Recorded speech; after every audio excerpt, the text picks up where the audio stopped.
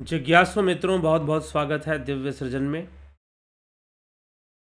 आज इस वीडियो में हम आपको बताएंगे अग्निमय बुद्ध के विषय में कि यह अग्निमय बुद्ध जो पुस्तक रिलीज हुई है, ये किस विषय पर है। एक समय था भारत में जब चारों तरफ बौद्ध धर्म का वर्चस्व था और प्रसार था। बौद्ध संप्रदाय बहुत ही विकसित था और इस देश के कोने कोने में, विशेष करके उत्तर भारतीय राज्यों में, उत्तर भारतीय जनपदों में, वहाँ पर विशेष रूप से बौद्ध संप्रदाय की जो जनसंख्या थी वो बहुत ही सघन थी। तो प्रश्न ये उठता है कि ये बौद्ध भिक्षुक और बौद्ध मठ कहाँ विलुप्त हो गए और बौद्ध संप्रदाय कहाँ विलुप्त हो गया और किस कारण से विलुप्त हो गया, कैसे विलुप्त हो गया। तो यह जो ग्रंथ है अग्निमय बुद्ध कुछ ऐसी ही चर्चा करता है। सर्वप्रथम तो यह हमें समझना है कि गांव-गांव में एक समय पर, आज भी अगर आप अरुणाचल प्रदेश में जाएं, सिक्किम में जाएं, तो वहां पर आपको बहुत सारे बौद्ध मठ देखने को मिलेंगे। गांवों के अंदर भी छोटे छोटे और बड़े बड़े, बहुत बड़े बड़े विशालकाय भी और छोटे बौद्ध मठ भी आपको देखने को मिल जाएंगे बड़े आराम से। लेकिन आज ऐसा क्यों नहीं है? लेकिन एक समय था जब सारनाथ, नालंदा, बोधगया, वैशाली, ये सभी बड़े बड़े बौद्ध मठों के केंद्र थे। महाराष्ट्र, मध्य प्रदेश के बहुत सारे क्षेत्र, और आज उनके अवशेष हमें मिलते हैं। अजंता एलोरा के रूप में हमें प्राप्त होते हैं, या फिर मुंबई के पास एलिफेंटा के गुफाओं में भी बौद्ध मूर्तियां प्राप्त होती हैं, बुद्ध मूर्तियां प्राप्त होती हैं। और फिर उत्तर भारत के कई राज्यों में अभी भी कई अवशेष हैं। लेकिन फिर भी हम देखते हैं कि जिस तरह से हमें इतिहास में मिलता है, उस प्रकार से बौद्ध संप्रदाय का प्रसार आज नहीं दिखाई देता। आज लगभग विलुप्त प्राय ही हमें दिखाई देता है। तो ऐसा क्यों हुआ? बौद्ध संप्रदाय किस प्रकार से विलुप्त हो गया, किस प्रकार से गायब हो गया? इसके पीछे कारण कौन था? इतिहास क्या कहता है? इन सब को जानने का प्रयास किया गया और इन सब को जानते समझते हुए इस ग्रंथ की रचना की गई, जिसको अग्निमय बुद्ध कहा गया है। अग्निमय बुद्ध ग्रंथ की रचना हुई। तो अग्निमय बुद्ध वास्तव में कुछ ऐसी ही कहानी है कि बौद्ध संप्रदाय क्यों विलुप्त हुआ, किस प्रकार से विलुप्त हुआ। जो एक समय पर पूरे भारत भूमि पर जिनका वर्चस्व था, पूरी भारत भूमि पर वैसे बुद्ध के उपदेश, बुद्ध की देशना आज भी है, लेकिन ऐसा क्या हुआ कि संप्रदाय विलुप्त होता गया। तो एक लंबी कहानी है, एक छोटी मोटी ये कहानी नहीं है, या छोटी मोटी बात नहीं है कि हम एक वाक्य में या कुछ शब्दों में हम ये सारी बात आपको बता दें कि ऐसे ऐसे बौद्ध संप्रदाय विलुप्त हो गया। पहली बात तो यह है कि बौद्ध संप्रदाय के प्रति हमारी विचारधारा कैसी है, हमारी सोच कैसी है। क्योंकि राजनीति के कारण बहुत तरह की राजनीति प्रेरित विचारधाराओं से लोग ग्रसित होते हैं। सही अनुसंधान और सही बात पता न होने के कारण जैसी राजनीति में चर्चा चलती है, वैसे ही अवधारणा लोग बना लिया करते हैं कि शायद ऐसा ही था। लेकिन बौद्ध मत की स्थिति क्या थी, वास्तव में स्थिति क्या थी देश में? अलग अलग समय में अलग अलग परिस्थितियां थीं।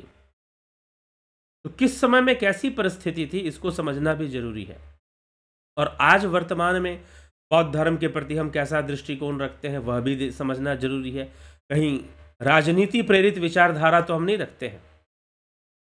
तो इन सभी बातों को ध्यान में रखते हुए, इतिहास के ऊपर एक अनुसंधान करते हुए इस कथानक की रचना की गई है। यह एक उपन्यास के रूप में या कथानक के रूप में यह ग्रंथ, इस ग्रंथ की रचना हुई है, जिसको हम अग्निमय बुद्ध कहते हैं। अग्निमय बुद्ध। तो इस पुस्तक का प्रकाशन हो चुका है। यह पुस्तक अपने अस्तित्व में आ चुका है। तो इस अग्निमय बुद्ध ग्रंथ को हम जानें, समझें, और इसमें मुख्य रूप से बौद्ध संप्रदाय का पतन या बौद्ध संप्रदाय का विलुप्त होने की क्या प्रक्रिया थी, उसको बताया गया है। कैसी परिस्थितियां, क्योंकि बुद्ध के बाद, बुद्ध के 300 वर्षों बाद बौद्ध संप्रदाय से में बहुत बड़ा विभाजन होता है। महायान, हीनयान, बाद में वज्रयान, बहुत सारे मतों और बहुत सारे विचारधाराओं का विकास होता है। शून्यवाद, विज्ञानवाद, बहुअनुमेयवाद, बाह्य प्रत्यक्षवाद, क्षणिकवाद, तो इस तरह से निरालंबनवाद, ऐसे बहुत सारे विचारधाराओं का प्रसार बौद्ध संप्रदाय में होता है। बहुत तरह के मठ बनते हैं, अनेकों संप्रदाय, एक संप्रदाय से अनेकों संप्रदाय बनते हैं। लेकिन फिर इतिहास में कुछ ऐसा होता है कि बौद्ध संप्रदाय अपने आप विलुप्त होने लग जाता है। उसके विलुप्त होने के पीछे कारण क्या था? दार्शनिक कारण कौन से थे? ऐतिहासिक कारण कौन से थे? राजनीतिक कारण कौन से थे? इन सभी बातों को हमें समझना होगा, तब हमें जाकर, हाँ, वर्तमान में भी बौद्ध मत को लेकर चर्चाएं चलती हैं, राजनीति भी होती है, राजनीति भी होती है। लेकिन अगर हम इस पुस्तक को अगर हम पढ़ लेते हैं, यह जो पुस्तक है बौद्ध इतिहास के ऊपर और वैदिक इतिहास के ऊपर, वैदिक कर्मकांड का इतिहास, किस प्रकार से कर्मकांड की विचारधारा ने फिर से अपने आप को पुनर्निर्मित किया, बुद्ध के प्रभाव से, शंकराचार्य के प्रभाव से और कई प्रभावों से, दूसरे योगियों के प्रभाव से, जो है कर्मकांड बहुत ही गौण हो गया था। कर्मकांड की विचारधारा बहुत ही पीछे जा चुकी थी, लेकिन फिर से ये रिवाइव होता है, फिर से ये अपने आप को पुनर्जीवित करता है। और उसमें सबसे बड़ी भूमिका थी आचार्य कुमारिल भट्ट की।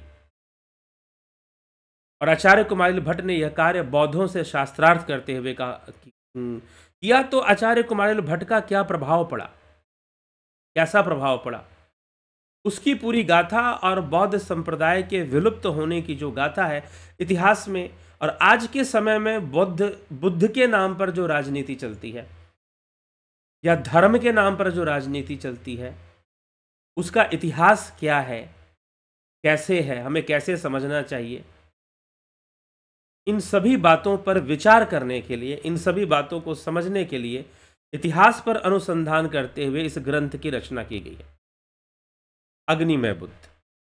ठीक है। कहानी षड्यंत्र और ब्रह्म हत्या की। तो अगर, क्योंकि अब इस पुस्तक के अध्ययन का सबसे बड़ा लाभ यह है कि आपको बौद्ध धर्म का वास्तविक स्वरूप समझ में आएगा। आज जिस प्रकार से बुद्ध के नाम पर या बौद्ध धर्म के नाम पर राजनीति चलती है, क्या वो उचित है? क्या वो, उसका संबंध इतिहास से बिल्कुल वैसा ही है जैसी आज जिस प्रकार की मान्यता का प्रचार किया जा रहा है? तो हम किसी प्रकार की दुविधा में ना हो और एक वास्तविक स्थिति को समझ पाए, बौद्ध धर्म की वास्तविक स्थिति को। बुद्ध और बौद्ध, इन दोनों में एक अंतर है, उस अंतर को भी हम समझ पाए कि बौद्ध होने में और बुद्ध में क्या डिफरेंस है, क्या अंतर है। ये सारी बातें बड़ी बारीकी वाली बातें हैं कि बुद्ध और बौद्ध में क्या क्या डिफरेंस हो सकता है, क्या अंतर हो सकता है। दोनों एक ही हैं? जी नहीं, एक नहीं है। तो इसलिए यह पुस्तक आपको एक इंसाइट देगा, एक रियलाइजेशन देगा, आपको एक अवधारणा। और इतिहास में एक ऐसा पॉइंट है हमारे इतिहास में जहां पर वैदिक कर्मकांड की पुनरावृत्ति होती है, वो फिर से अपने आप को पुनर्स्थापित करते हैं ज़्यादा मजबूती से, ज़्यादा अच्छे तरीके से। वो किस ढंग से हो पाती है? बौद्ध संप्रदाय का पतन किन कारणों से होता है? क्या किसी ने मरवा दिया सारे बौद्धों को? कोई कहता है कि पुष्यमित्र शुंग ने मरवा दिया, कोई कहता है सुधन्वा ऋषि ने मरवा दिया, कोई शंकराचार्य को दोषी बतलाता है, कोई कुछ कहता है, कोई कुछ कहता है। लेकिन वास्तविक ऐतिहासिक घटना क्या थी और किस प्रकार की क्रांति आई थी? एक वैचारिक क्रांति आई थी, और उस वैचारिक क्रांति से एक सामाजिक क्रांति भी आ गई बाद में। तो वो सामाजिक क्रांति क्या थी, किस प्रकार से थी, समाज के लोगों की ज़रूरतें क्या थी, कैसे उनकी ज़रूरतें बदलती हैं, और फिर जो है एक विचारधारा फिर से अपने आप को सामने लाती है, एक नई विचारधारा, नए ढंग से वैदिक कर्मकांड का पुनर्स्थापना होता है और प्रतिष्ठित होता है फिर से। तो किस प्रकार से सारी घटनाएं हैं, और बौद्ध धर्म का पहले आंतरिक पतन होता है, वैचारिक पतन होता है बौद्ध संप्रदाय का, फिर बाद में इनके ऊपर अत्याचार भी होता है, यह भी बात सत्य है। लेकिन वो अत्याचार करने वाले कौन थे? बहुत सारे विचारकों ने, डॉक्टर बी आर आम्बेडकर, बहुत बड़े इतिहासकार डॉक्टर डी डी कोसाम्बी, इन सब ने इसके विषय में बहुत कुछ बताया है। तो एक अनुसंधान पे आधारित यह ग्रंथ है, यह पुस्तक है। आपको बहुत कुछ इस पुस्तक के अंदर, धर्म के नाम पर अधर्म का प्रसार कैसे होता है, अहिंसा के नाम पर हिंसा कैसे फैलती है, और हिंसा का स्वरूप क्या है। सिर्फ भाषणबाजी से तो अहिंसा नहीं स्थापित हो जाएगी। तो इस प्रकार से बहुत सारी बातें एक संस्थानीय व्यवस्था में किस प्रकार से पाखंड, दंभ और हिंसा का माहौल बनना शुरू हो जाता है। तो इन सभी बातों को इतिहास के, यह एक बहुत बड़ी क्रांतिकाल, एक बहुत बड़े क्रांतिकाल की गाथा है यह अग्निमय बुद्ध। और अगर आप इस पुस्तक को प्राप्त करना चाहते हैं तो यह पुस्तक प्रकाशित हो चुकी है, आप सीधा मुझसे इस पुस्तक को प्राप्त कर सकते हैं, डायरेक्टली मुझसे। तो कैसे आपको प्राप्त करना है? आपको इस व्हाट्सएप नंबर पर व्हाट्सएप मैसेज करना है कि आपको अग्निमय बुद्ध पुस्तक चाहिए। मैसेज करना है, और मैसेज करने के बाद इस पुस्तक की जो कॉस्ट है ₹350 है। इस नंबर पर, ये जीपे, फ़ोनपे या यूपीआई नंबर है, तो इस नंबर पर आप ₹350, ₹350 आप पे कर आप फिर से जो है उसी नंबर पर आप मैसेज कर देंगे, व्हाट्सअप नंबर पर 9661802459। आप इस पर मैसेज करेंगे अपनी डिटेल्स, अपना एड्रेस, तो बाई कुरियर ये पुस्तक जो है आपके घर पर पहुंच जाएगी। इसका शुल्क जो है ₹350 है, और शुल्क जो आप ₹350 देंगे उसी में ये बाई कुरियर आपके घर पर पहुंचा दी जाएगी। ठीक है, तो आप इस पुस्तक का लाभ उठाने का प्रयास करें। और इसमें बौद्ध दर्शन और वैदिक कर्मकांड की जो फिलॉसफी है, कर्मकांड का दर्शन क्या है, बौद्ध दर्शन क्या है, इन सब की बातें भी आपको बहुत अच्छे से समझ में आएंगी।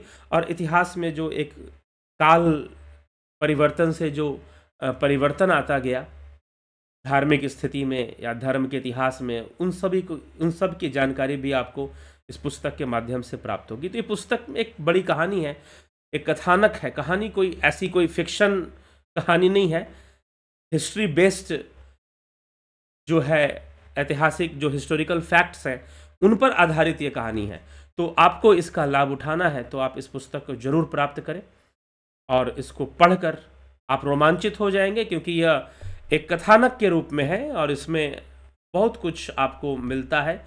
इतिहास का ज्ञान, दर्शन का ज्ञान तो मिलता ही मिलता है, साथ में आपको कहानी भी मिलती है, षड्यंत्र, ब्रह्म हत्या की कहानी, किस प्रकार से हत्या का षड्यंत्र होता है, किस प्रकार से महत्वाकांक्षी लोग बुद्ध के मार्ग पर चलते हुए भी वो किस प्रकार से सांसारिक रूप से महत्वाकांक्षी हो जाते हैं।